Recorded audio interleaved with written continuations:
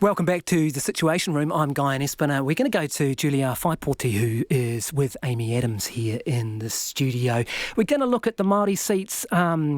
Look at this, Waiariki. You've got Rawiri Waititi with 409 votes, and you've got Tamaki Coffee with 341 for Labour. So, look, it's just 3% of the vote counted, but it is interesting to see Rawiri Waititi ahead there.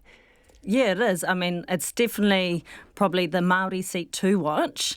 We know that if Māori Party are going to get in, that's probably the seat that they have the best chance of winning at the moment. So early days, but probably indicative of the close race ahead. And probably from that seat, you'd be looking at the votes that roll in from Rotorua as probably having the deciding factor. Labour ahead in all the others. It is 2 or 3% counted, but you're still picking that Waiariki is the one to watch. Most definitely. I mean, that's probably the one where it's the closest hearing from the ground and seeing what the polls have brought in. And we're also looking at Tamaki was polling quite close. But as we know, Māori seats are notoriously hard to poll. It's bugger the pollster stuff, isn't it? It's difficult to poll. We don't get a lot of polling data. And they're smaller polls, aren't they? 500 or so that they've been doing, not the 1,000. 500, and we also know that, I mean, the Māori electorates are so huge, which is really difficult to sort of poll all the areas and all the voters, and it covers a lot of rural and regional areas. Heaps of ground to cover. Let's go back to the party vote and have a look at that, Amy, and you've been crunching some numbers on what this might look like for national. What I'm seeing here for national at the moment is 26.3% on the party vote, which would give them 34 seats. Remember, it's the party vote that determines your overall share in Parliament. You've been having a look at the National Party list. There'd be a lot of people who would be searching for new jobs. There'll be a lot of nervous MPs out there now. I mean, at the moment, of course, we've got 54 MPs.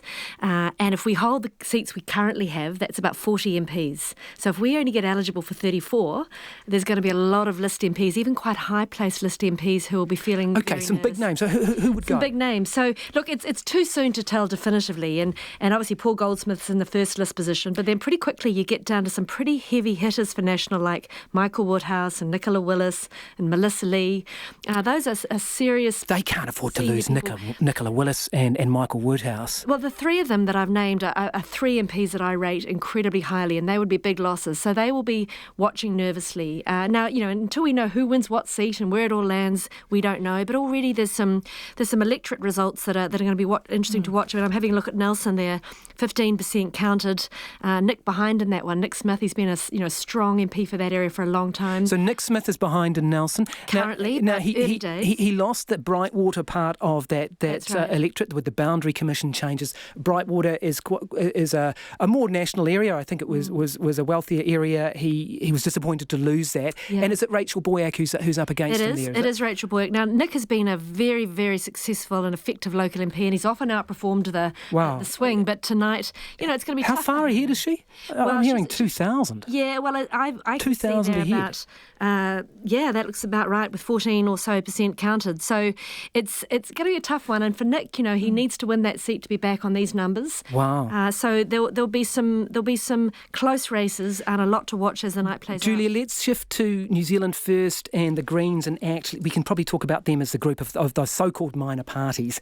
The Green Party, I'm seeing 8.5%. Yeah, 8.4%. Remember, it's only 4% of the votes returned, and a lot of these obviously will be the advance votes. But that's a pretty good score, right? It is looking good for them at this stage. We know the advance votes, when they come in early, that it tends to favour more the left party. So you'd see that looking to drop closer to where the polls are at. They'd be happy, I think, if they can maintain over 6%. So ACT is also doing quite well here. It'll be interesting to see how that progresses as night progresses. But early days, they've definitely got a chunk of where National's hoping to get to, which I think is still quite a low bar, around 31%. And New Zealand First at 2.2. It's not looking good. Yeah. Matua Winston, I mean... Another moment too soon. Well, he's been a long servant in politics, and he's been a long servant himself. But I'm not sure. I'd say he's been of long service to Māori.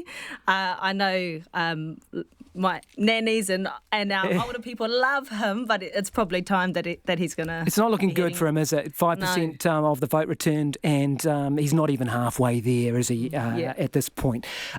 East Coast is interesting, isn't it? Yes. Kitty Tapu-Allen is standing in that seat. It used to be Ann Tolley's seat, That's didn't right, it, it Amy? was Ann Tolley's, and we've got a great young woman candidate. But, it's hard for these new candidates to get their name out there and build up a reputation. I'm hearing that Kitty Tapu is ahead in East Coast. I've just checked that out on my graphics machine here. Yeah. Well, yeah, and she is, isn't she? She's been running as the incumbent for the last. She's 1,000 ahead. She's got roughly 3,000, and Tania Tapsell, who's the whanaunga of Sir Peter Tapsell, is they're coming from about 1,000 Rotorua, behind. so she's not as well known in East Coast. So that'll be interesting to see. And the East Coast, since the borders changed, the electric borders changed, it's still quite notoriously a Tory seat, a blue seat. So Kitty's run as the incumbent the last 3-4 years, so it'll be an interesting seat to watch because it is blue.